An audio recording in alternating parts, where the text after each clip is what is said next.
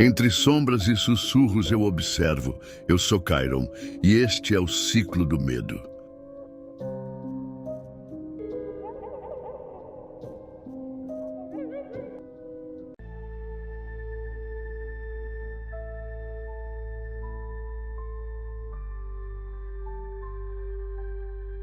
Seja bem-vindo a mais um vídeo do Ciclo do Medo, onde cada história é mais sombria do que a última, e cada mistério leva você mais fundo nas trevas. Prepare-se para entrar em um mundo onde há linha entre a vida e a morte. Inscreva-se no canal, deixe sua curtida e ative o sininho de notificação para você não perder nenhum vídeo. Comente o que está fazendo agora, enquanto escuta nossos relatos, e de qual cidade e qual horário do dia você está nos assistindo. Fique conosco, porque o que está por vir vai te deixar sem fôlego e, quem sabe, talvez te faça pensar duas vezes. Meu nome é Letícia, tenho 34 anos e sou casada com o Rodrigo há quase 10 anos. Nosso casamento sempre foi um reflexo do que parecia ser perfeito aos olhos dos outros. Eu era o tipo de esposa dedicada, presente, que abria mão de tudo por ele.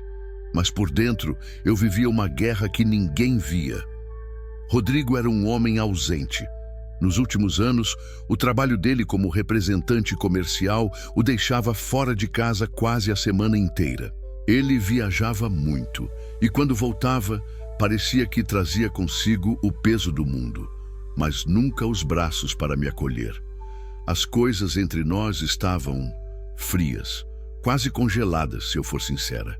A gente mal conversava, e quando conversava, era só sobre contas ou problemas práticos da casa. O carinho se perdeu em algum ponto do caminho, mas eu não conseguia largá-lo. Eu era completamente dependente emocionalmente dele, como se a minha vida não tivesse sentido fora da sombra dele. Isso ele sabia e usava. Nos dias em que ele estava fora, eu me perguntava se ainda era amada, se algum dia de fato fui. Havia algo nos olhos dele, nos toques que já não existiam, que gritava uma verdade que eu evitava ouvir.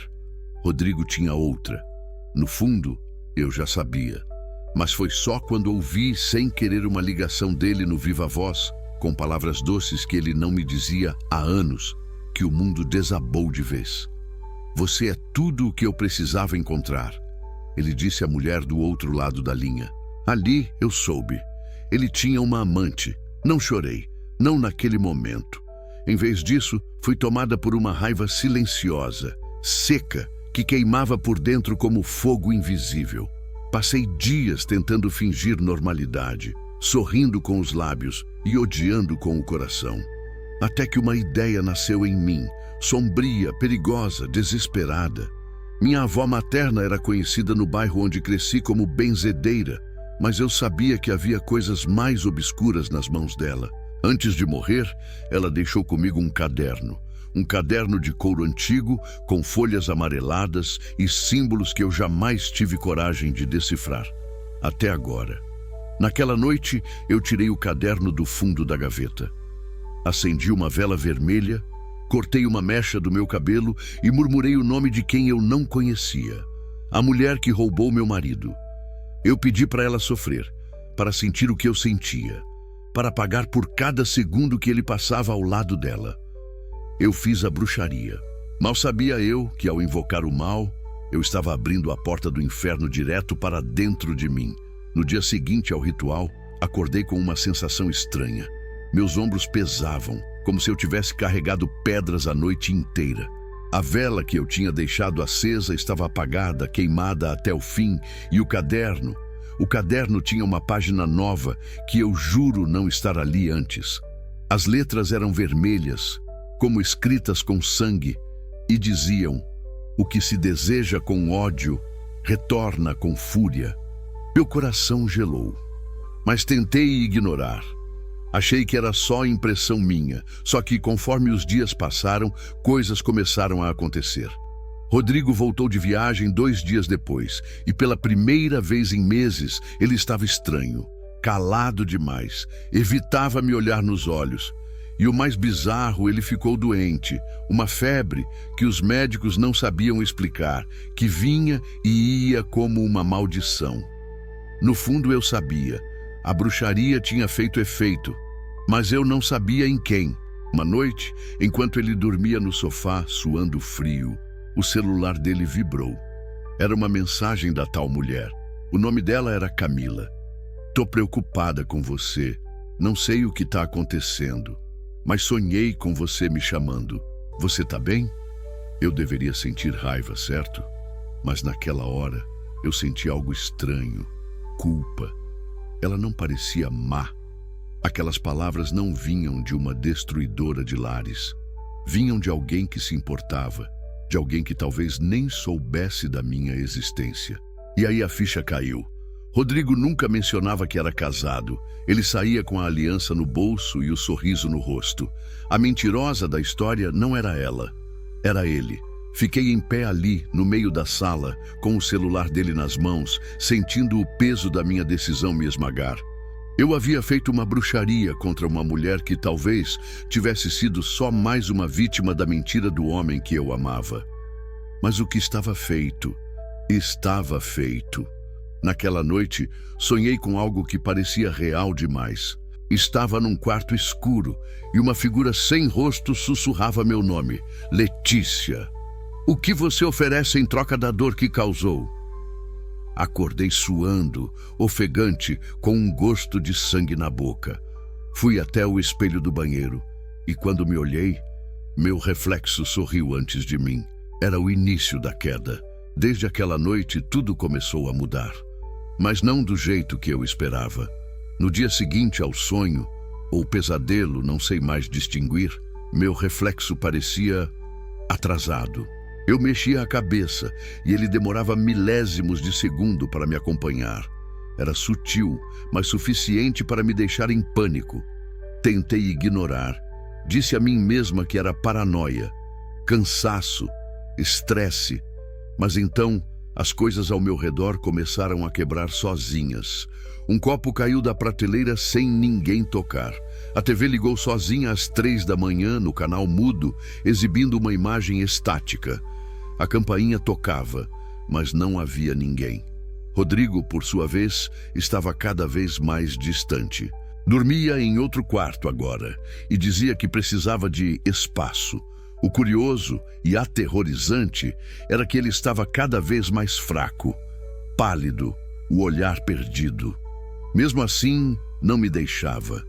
Ele sabia que eu dependia emocionalmente dele e, de algum jeito, isso o mantinha aqui. O problema é que a presença dele me fazia mal, mas a ausência dele me mataria. E então veio o dia em que eu vi Camila. Não pessoalmente, ainda não. Mas vi uma foto dela no celular de Rodrigo. Era uma mulher bonita, simples, com um olhar doce. Havia uma pureza no jeito dela que me cortou como faca. Era o oposto de mim. Era o tipo de mulher que ele buscava longe de casa.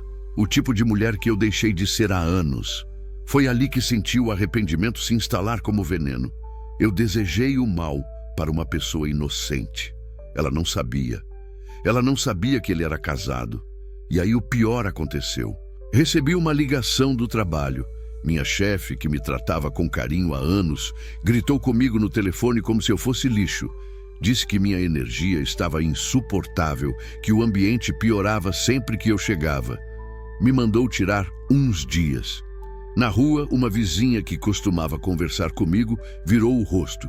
Até minha mãe, quando liguei, me respondeu fria, como se estivesse falando com uma desconhecida. Eu estava sendo descascada da minha própria vida. Todos começaram a me desprezar, a se afastar, como se algo em mim fosse podre. Naquela noite, abri o caderno da minha avó mais uma vez. A página estava escrita com uma nova frase, que eu não escrevi. O que não é seu não pode ser punido. O preço será pago por quem acendeu a chama. Eu comecei a entender. A bruxaria não tocou Camila. Ela estava voltando. Só para mim. A cada dia que passava, eu sentia que o mundo se afastava de mim. Como se todos soubessem o que eu tinha feito. Mesmo que ninguém jamais soubesse de fato. As pessoas me olhavam com nojo, desdém.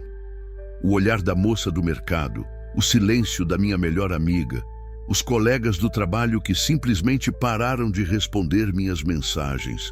Eu estava só. Rodrigo, mesmo doente, ainda saía em viagens a trabalho. E foi numa dessas viagens que o destino decidiu me esfregar sal na ferida. Numa noite fria de quarta-feira, ele voltou mais animado. Eu estranhei. Já fazia tempo que ele não voltava sorrindo. Sentou no sofá, comeu bem, falou até sobre o tempo. Eu fiquei calada, apenas observando. E então ele disse: "Conheci uma pessoa legal num desses eventos de vendas. A gente só conversou, nada demais. Mas me fez pensar em algumas coisas. Meu sangue gelou. Claro que era ela. Camila. Fingi desinteresse, mas por dentro, o ciúme e o medo me mastigavam por dentro. Eu sabia que ele já estava envolvido, mesmo antes dessa viagem. Mas agora ele falava dela em voz alta. E isso me aterrorizava mais do que se ele estivesse me traindo em silêncio. A curiosidade me venceu. Quando ele dormiu, peguei o celular dele de novo. Havia mensagens entre os dois, respeitosas, mas doces. Ela claramente ainda não sabia que ele era casado. Dizia coisas como: "Você me faz bem. Acho que há muito tempo eu não ria tanto." Ou: "Você é diferente dos homens que conheci. Sincero, gentil." A hipocrisia me fez vomitar, literalmente. Corri ao banheiro com uma náusea insuportável. A verdade é que Rodrigo sempre foi bom, só com os outros, nunca comigo. Voltei para o quarto com as mãos trêmulas. Abri o caderno de novo em busca de uma forma de corrigir o ritual. Desfazer, retirar o mal que eu havia mandado.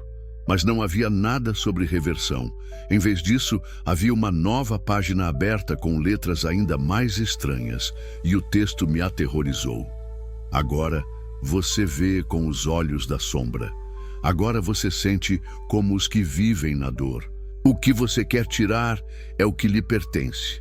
Aquilo me enlouqueceu. Rasguei as páginas, gritei, chorei, esmaguei o caderno contra a parede. Mas ele não rasgava. O papel era firme como couro seco. E as palavras simplesmente reapareciam. Eu comecei a ver vultos em casa. Objetos mudavam de lugar. Certa vez, ouvi uma voz rouca, quase dentro do meu ouvido, dizendo: "Ela não merece ele, mas você, Letícia, não merece ninguém." Eu estava perdendo o controle. Ou pior, estava sendo controlada. Mas mesmo em meio a todo esse caos, uma única certeza crescia dentro de mim. Camila não podia ficar com Rodrigo. Ela precisava ir embora. E se eu tivesse que fazer outro pacto para isso, faria. A obsessão tomou conta de mim. Eu não comia direito, não dormia. Meus olhos estavam fundos e a minha pele parecia mais cinza a cada dia. Mas nada disso importava. O único pensamento que martelava minha cabeça era: ela precisa sumir da vida dele. Camila. O nome dela virou um veneno nos meus lábios. Eu repetia enquanto caminhava pela casa sozinha, como se conjurar o nome dela fosse suficiente para afastá-la. Mas eu sabia que não era. Na semana seguinte, ouvi Rodrigo no quarto ao lado falando com ela. Rindo, rindo. Era um riso que ele nunca mais deu comigo. Aquilo me cortou como uma faca de 2 gumes. Me doeu por dentro. E também me despertou uma raiva incontrolável. Na manhã seguinte, fui até a casa da minha falecida avó. A casa estava fechada desde que ela morreu. Mas eu ainda tinha a chave. Entrei com o coração batendo descompassado. O cheiro de ervas secas e cera queimada ainda pairava no ar. No fundo do guarda-roupa antigo, havia uma caixa de madeira. Dentro, uma vela preta, um frasco de vidro com um líquido escuro e seco e um bilhete. Para quando não houver volta, mas souber que precisa. Eu chorei. Chorei porque sabia que estava prestes a fazer algo horrível. Algo que ultrapassava a linha do erro e caía direto no abismo. Mas mesmo assim, eu fiz. À meia-noite acendi a vela, deixei cair algumas gotas do meu sangue sobre o frasco e disse o nome dela em voz alta. Camila Souza. Que ela desapareça da vida dele. Que a dor dela se multiplique até que ela fuja, que o que é meu volte para mim. As chamas da vela se apagaram sozinhas, mesmo sem vento. E por um segundo, o mundo pareceu silencioso. Assustadoramente silencioso. Naquela noite, sonhei com Camila. Mas não era um sonho comum. Ela estava deitada no chão, chorando, cercada por sombras. E no centro das sombras, uma figura alta, com olhos vermelhos, segurava meu caderno. A voz da criatura ecoou como um trovão abafado.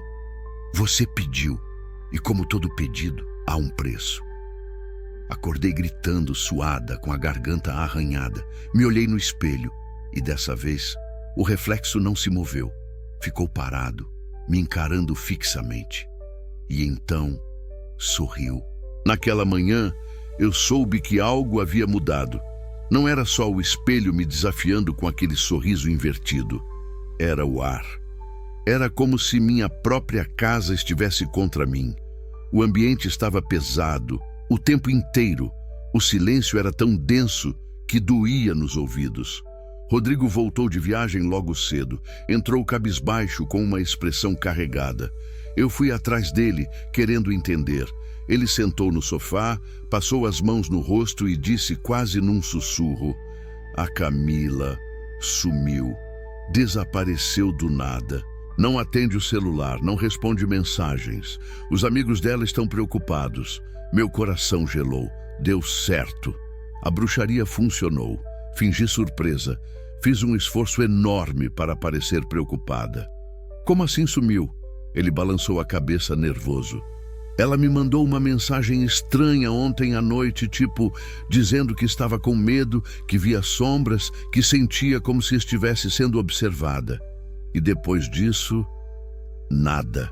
A culpa veio como um tiro, e junto com ela, o medo. Porque eu sabia, se o pacto funcionou, o preço logo viria. E veio. Naquela noite, enquanto Rodrigo dormia, ouvi passos pela casa. Passos lentos, arrastados. Me levantei, com o coração disparado, e fui andando pela sala no escuro. Quando cheguei perto da cozinha, vi uma silhueta parada na porta. Fiquei congelada. A silhueta parecia ser eu mesma, mas mais magra, pálida, com os cabelos desgrenhados e os olhos completamente pretos. A criatura sorriu, o mesmo sorriso do espelho, e disse com minha voz: você me chamou, Letícia. Agora eu estou aqui, para ficar. Corri de volta para o quarto, travei a porta, me encolhi no canto. Rodrigo nem se mexeu, dormia profundamente, como se estivesse sob algum feitiço. Eu passei a noite acordada, olhando para o espelho do quarto, e ele me olhava de volta. O reflexo se movia, mesmo quando eu não me mexia. No dia seguinte, Rodrigo parecia outro, irritado, agressivo. Me tratou com frieza, como se eu fosse uma estranha. Disse que precisava de um tempo fora, que ia passar uns dias em hotel para pensar na vida. Eu implorei, supliquei, chorei feito uma criança. Por favor, não vá embora. Eu não sei viver sem você. Ele me olhou nos olhos e disse: esse é o problema, e eu tô cansado de carregar isso. Então ele foi, e pela primeira vez eu senti o verdadeiro gosto do abandono. Só que dessa vez, não foi ele quem me deixou. Foi o mundo inteiro. Rodrigo se foi. Ele realmente foi. Pegou uma mochila e saiu pela porta sem olhar para trás. Não me mandou mensagem. Não atendeu minhas ligações. Nem sequer respondeu quando eu disse que não conseguiria viver sem ele. Fiquei em silêncio por 2 dias. Trancada, isolada, sem forças para nada. Só o som da minha respiração. E às vezes, nem esse som parecia ser meu. As paredes pareciam me observar, os espelhos principalmente. Já não confiava neles, em nenhum. Sempre que eu passava, via meu reflexo com 1 segundo de atraso, ou com expressões que eu não estava fazendo. Comecei a cobrir todos com lençóis, mas o mal não se esconde atrás de panos.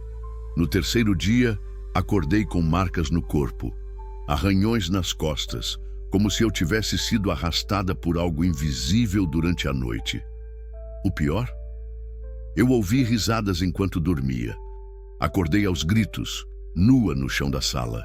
As velas que eu tinha usado no último ritual estavam todas acesas novamente, mesmo eu tendo jogado fora. E o caderno da minha avó, aquele maldito caderno, estava no centro do tapete aberto com uma nova frase escrita: "Não existe pacto sem presença.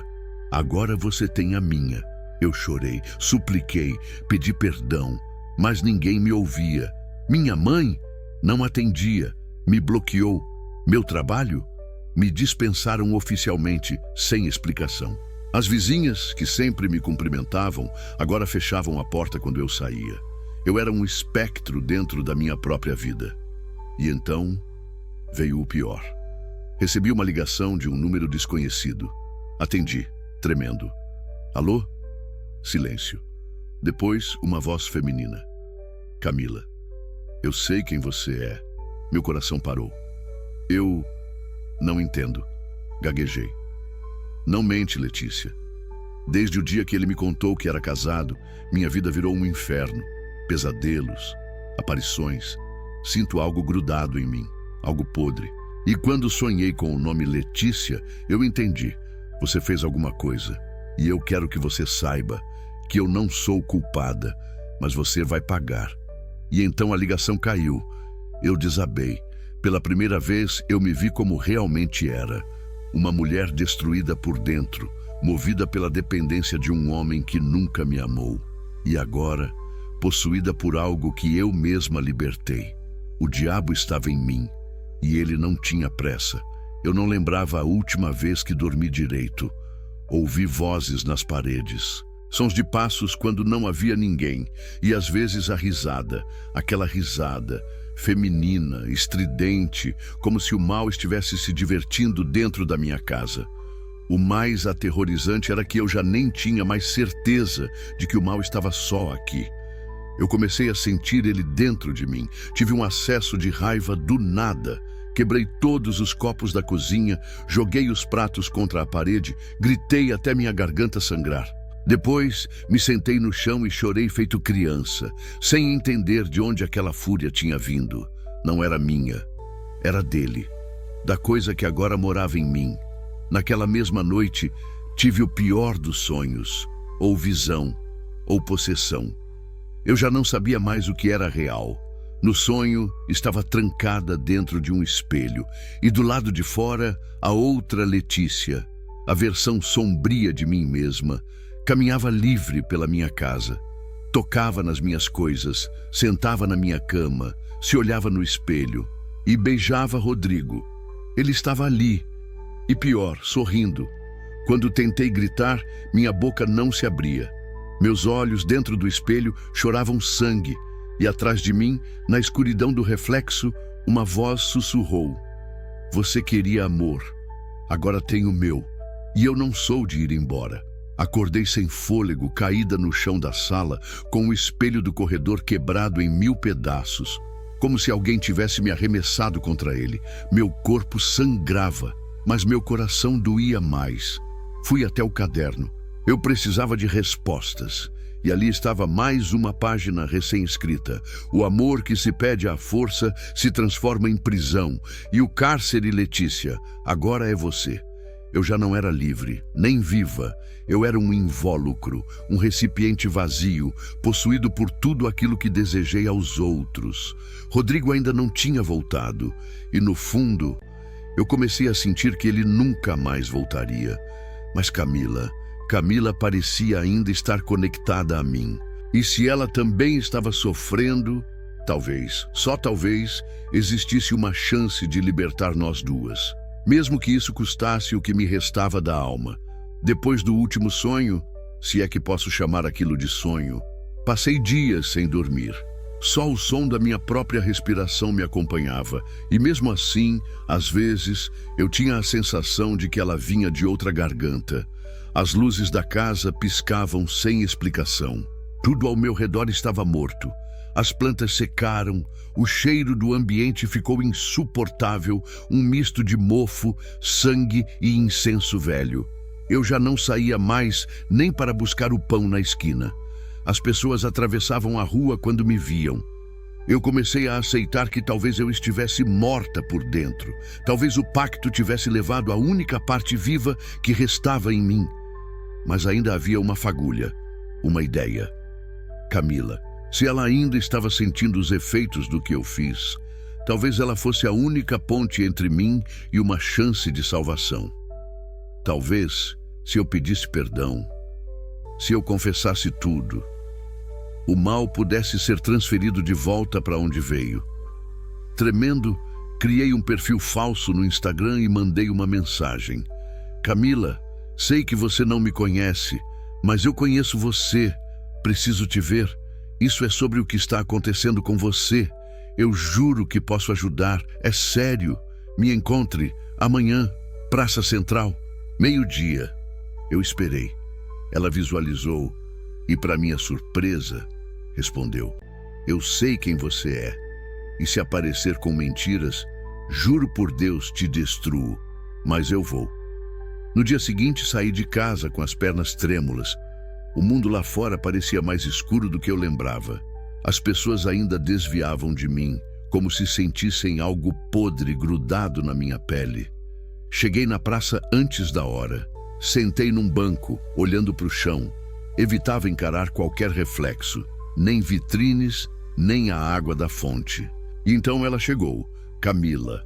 Mais bonita do que nas fotos, mas abatida, olheiras profundas. E um olhar que não era mais o mesmo daquela mulher doce das mensagens.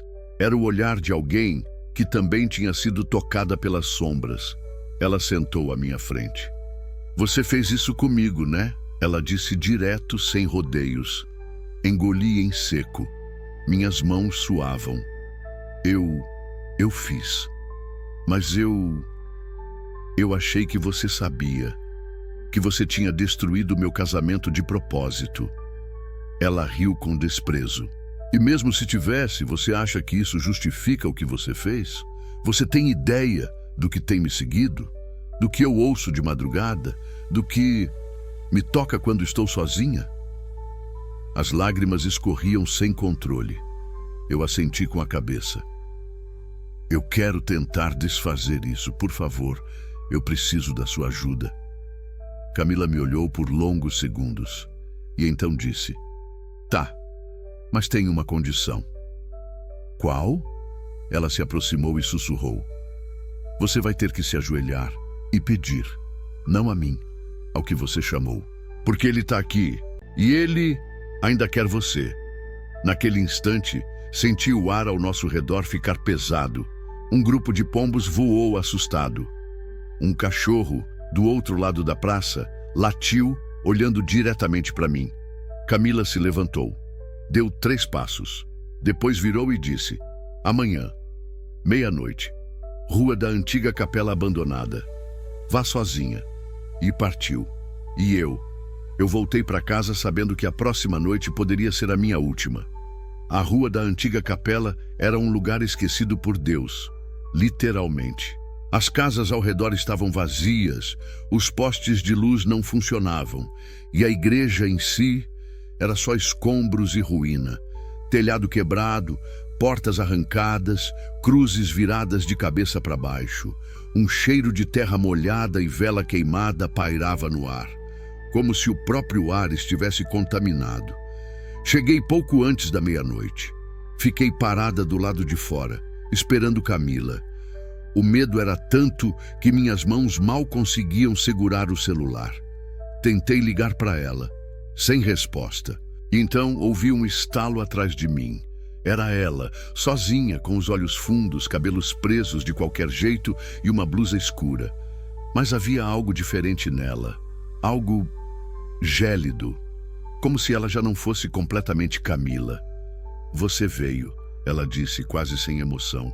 Como eu não viria? Isso tudo tá me matando. Ela me olhou de cima a baixo, depois assentiu e apontou para a entrada da capela. Vamos, o que você chamou já está lá dentro. Cada passo que eu dava para dentro daquele lugar era como caminhar em direção à minha própria sentença. O chão rangia sob meus pés e as velas já estavam acesas, mesmo que ninguém as tivesse tocado. No centro do altar havia um círculo desenhado em sangue seco, e dentro dele o caderno da minha avó, aberto, esperando. Camila parou atrás de mim. "Se ajoelha", ela disse. "Por quê?" "Porque se você quiser pedir perdão, tem que ser do chão, igual cachorro, do jeito que ele quer." Sem forças para discutir, eu me ajoelhei. O caderno começou a virar as páginas sozinho, com o vento que não existia. E então, tudo ficou escuro, totalmente. E no breu, a mesma voz de sempre, rouca, grave, quente como brasa, sussurrou: "Você chamou, você pediu, você implorou. Agora quer voltar atrás?" Eu me arrependo. Por favor, me perdoa. Deixa Camila em paz. Leva só o que for meu. Só o que eu mereço. Você não sabe o que merece, Letícia. Mas eu sei. E você vai provar. Uma força invisível me empurrou de costas contra o chão. Meus braços foram puxados para o lado. Minha boca se abriu sozinha e um grito saiu. Mas não era meu. Era uma voz antiga, grave, ancestral, que ecoou pelo templo inteiro. E então, eu vi Rodrigo, caído no chão de um quarto que eu não conhecia, sangrando, pálido, os olhos abertos, mas sem vida. Camila ao lado, tentando reanimá-lo, desesperada, gritando por socorro. "O que é isso?" gritei. A voz respondeu: "Seu desejo se realizou. Ele voltou para você, morto, como tudo que você toca." Eu chorei. Me debati, pedi, supliquei. Camila me segurou pelos ombros, me sacudindo. "Faz a oferenda, Letícia. Faz agora, antes que ele leve sua alma inteira." "Que oferenda?" gritei. Ela me estendeu uma faca prateada, fria, antiga. "Sangue, o seu, parte da sua vida, para salvar outra." Eu olhei para a lâmina, para o meu pulso. Eu tinha que escolher: sacrificar parte de mim ou perder tudo. Fechei os olhos, encostei a faca na pele, respirei fundo e cortei. A faca deslizou na minha pele com uma precisão cruel. O sangue quente escorreu pelos meus dedos, quente, vivo. A dor me puxou de volta para o presente, para aquele momento de horror. Camila pegou o sangue com as mãos e espalhou pelo círculo de sangue seco no chão da capela. Eu mal conseguia respirar, o coração batendo descompassado, o corpo tremendo. Foi quando a escuridão começou a se dissolver.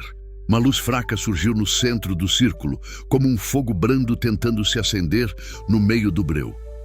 Rodrigo, que estava imóvel e pálido, abriu os olhos. Ele respirou. Eu chorei. Chorei de alívio, de medo, de culpa. Mas ele estava ali, vivo. Camila me olhou com um sorriso cansado. Você pagou o preço, mas não vai acabar assim. O pacto cobra muito mais do que sangue. Ele quer sua alma. Eu queria fugir dali, correr para longe daquela maldição, daquela bruxaria que me consumia. Mas não podia. Rodrigo levantou-se, confuso, ainda fraco. Letícia, o que aconteceu? Onde eu estou? Eu o abracei forte, como se segurasse o último pedaço de mim, mas sabia que aquilo não era o fim. Enquanto saíamos da capela, senti o peso de algo me agarrando pelas costas. O mal estava longe de terminar comigo. Eu tinha aberto a porta para algo que não sabia controlar. E o pior, agora, Camila e eu estávamos ligadas por esse pacto sombrio, um elo invisível que nos prendia a um destino terrível. Desde que saímos daquela capela, eu e Camila carregávamos uma sombra invisível, como se estivéssemos presas a uma corda fina e frágil que só podia estourar em um desastre. Rodrigo estava de volta, mas não era o mesmo. Ele andava como um morto-vivo, os olhos vazios, e às vezes falava coisas desconexas, como se lutasse contra algo dentro de si.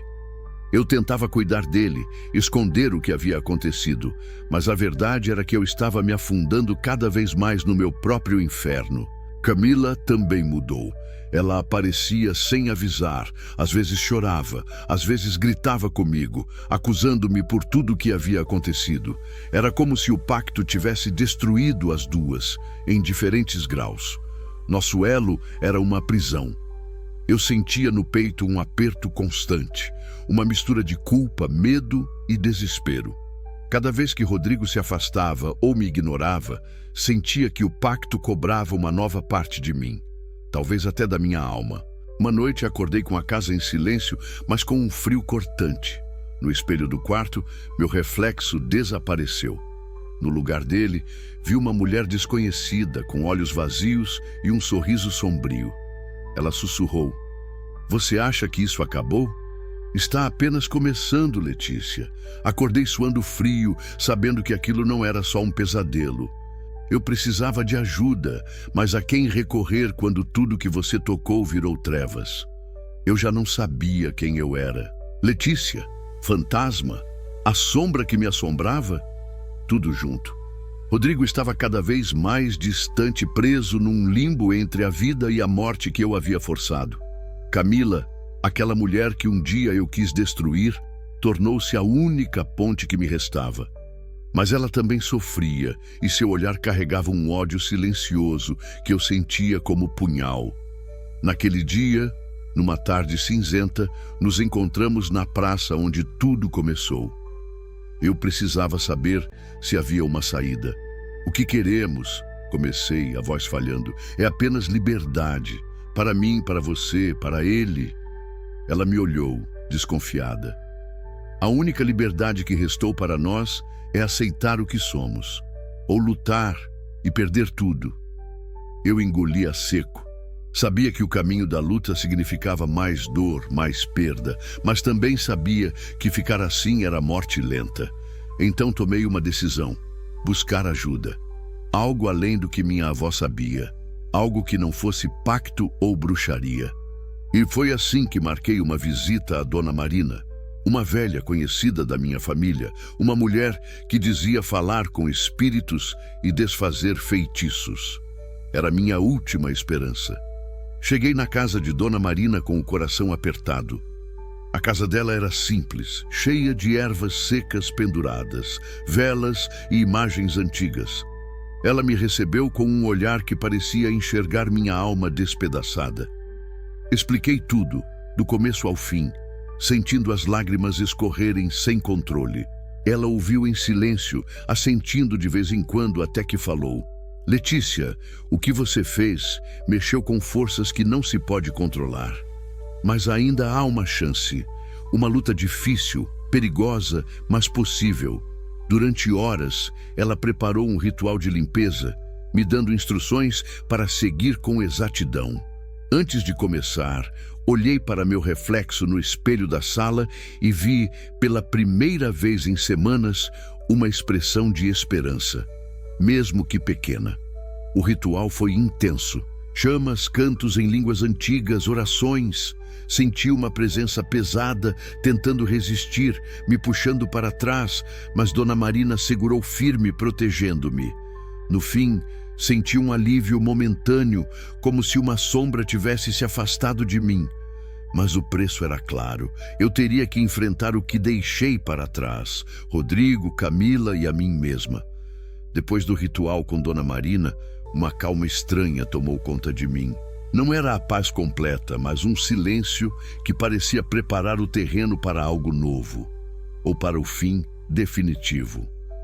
Rodrigo voltou para casa, diferente, mais presente, ainda fragilizado, mas buscando reconstruir o que restava. Camila, por sua vez, sumiu da nossa vida, como se tivesse finalmente conseguido se libertar, talvez para sempre. Mas o que mais mudou fui eu. Passei a olhar no espelho e reconhecer aquela mulher quebrada, mas que ainda respirava. A mulher que fez escolhas erradas, pagou caro por elas, mas que estava pronta para seguir em frente, mesmo que as cicatrizes nunca desaparecessem. O pacto me ensinou que o amor não pode ser forçado, que a dependência é prisão, que o verdadeiro poder está em se libertar, mesmo quando tudo parece perdido. Hoje eu caminho sozinha, reconstruindo meu mundo, aprendendo a amar a mim mesma antes de tudo. E se um dia o passado voltar, sei que posso enfrentar, porque finalmente descobri que o maior feitiço é o perdão. Se você curtiu esse vídeo, não esquece de deixar o seu like e se inscrever no canal. Isso ajuda demais a gente a continuar trazendo mais conteúdos incríveis para você. E claro, ativa o sininho para não perder nenhuma novidade por aqui. Na sua tela estão aparecendo outros vídeos com histórias que vão te prender do começo ao fim. Escolhe um deles e continua maratonando com a gente. Muito obrigado por assistir e até o próximo vídeo.